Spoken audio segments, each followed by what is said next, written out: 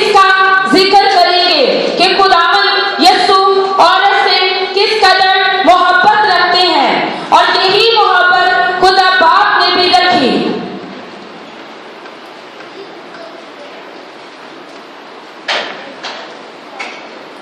मैं senior pastor Salim Azhar Khan साहब का तहे दिल से शुक्र अदा करती हूँ, जिन्होंने मुझे आज ये मौका दिया कि मैं इस जगह पे आपके सामने इस पैगाम को रख सकूं। पास्टर साहब के लिए भी जोरदार तालियां बजा दीजिए।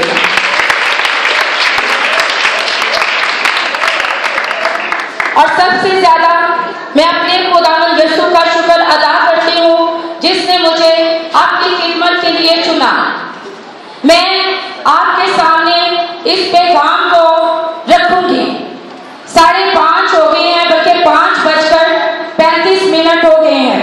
मुझे जितना वक्त दिया गया है मैं पूरी कोशिश करूंगी कि इस पैगाम को उस वक्त के अंदर रहकर आप तक पहुंचा सकूं।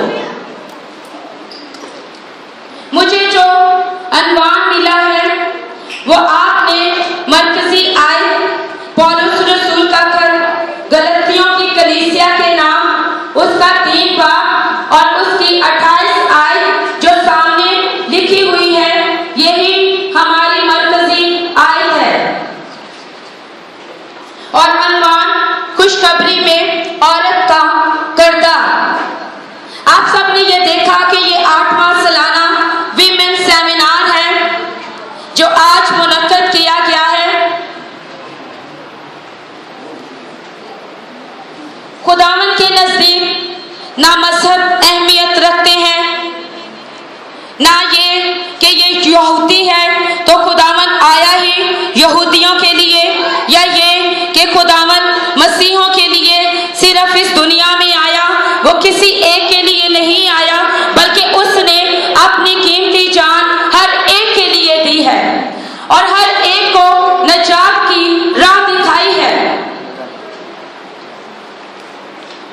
इस आयत में हमने देखा कि ना कोई यहूदी रहा, ना यूनानी, ना कोई गुलाम, ना आजाद, ना कोई मर्द, ना औरत, क्योंकि तुम सब मसीह यीशु में एक हो। इस बात के लिए जोरदार तालियां बजा दीजिए।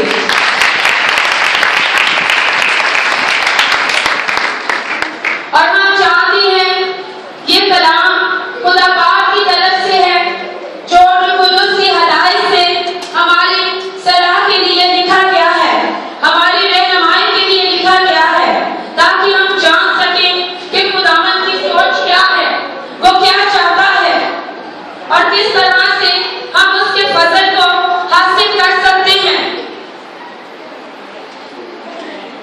गलतियों की कलीसिया के नाम ये पौलुस रसूल का खत है। इसमें पौलुस ने खुदा के फजल की खुशखबरी दी है, मसीही आजादी और जिम्मेदारी के बारे में बताया है। गलतिया एशियाई कुचत में एक रोमी सूबा था।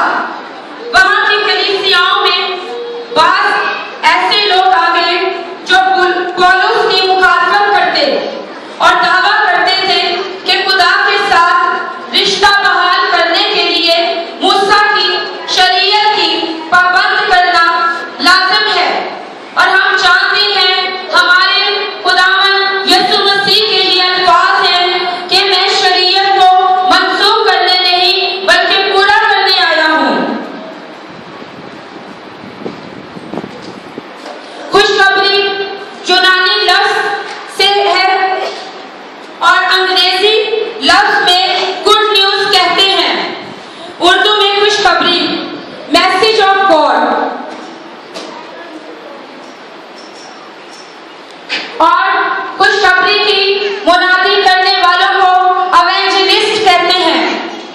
एंजल का मतलब पैगाम रसा है, ईव का मतलब गुड है। खुशखबरी की तारीफ यीशु मसीह की ज़ाते अक़दस को पाक रूह की कुदरत में इस तौर पर इंसानों के सामने पेश करना कि वो यीशु मसीह के वसीले से खुदा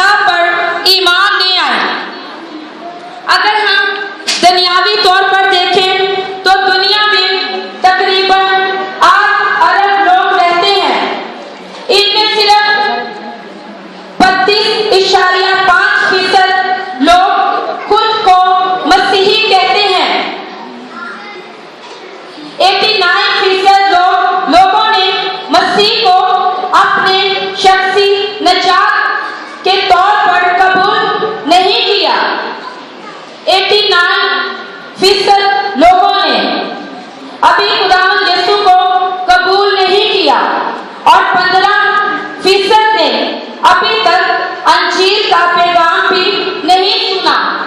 15% लोगों तक अभी तक इस खुशखबरी की मुनादी नहीं हुई। हालांकि हम इस दुनिया में रह रहे हैं जो यीशु मसीह के पैगाम के लिए तड़प रहे हैं। अगर हम किसी से मिलते हैं तो पता चलता है कि वो मसीह के लिए कैसी तड़प रखता है, उसकी जिंदगी में मसीह के लिए कितनी मोहब्बत है, वो कितना मसीह खुदावन में वफादार है, कितने तौर पे वो इस चीज को अंडरस्टैंड करता है कि खुदावन यीशु मसीह की खुशखबरी को फैलाना हमारे लिए जरूरी है। अब वक्त कम रह चुका है, इस एक सेकंड को भी जाया होने से बचाएं। इस एक सेकंड में भी आप वो कर जाएं जिस मकसद के लिए खुदा बाप ने आपको इस दुनिया में भेजा है। उसकी निगाह में कोई तमीज नहीं कि ये काम मर्द कर सकता है और औरत नहीं कर सकती।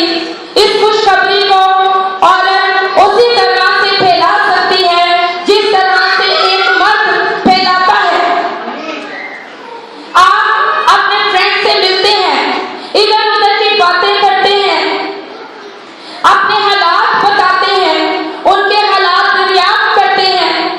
कभी आपने एक सेकंड के लिए ये सोचा है कि ये मेरी प्यारी बहन जिससे मेरा गहरा ताल्लुक है, इसका खुदा के साथ क्या रिश्ता है, ये कितने तौर पे खुदा को जानती है, ये खुदा की मोहब्बत से वाकिफ भी है या नहीं। अगर आपने निजात हासिल की है तो इसका कोई फायदा नहीं कि आपके अजीज खुदा की बादशाहत से महरूम रह जाएं। इस वक्त को इस्तेमाल में लाएं और उस वक्त में जो आपको एक सेकंड से भी कम कर मिलता है, खुदा के कलाम की मुनादी कर जाए।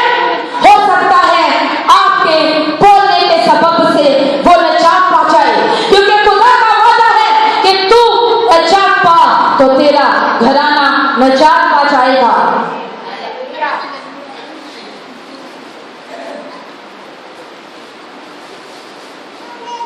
जहां बहुत कम मजदूर रहते हैं, फसल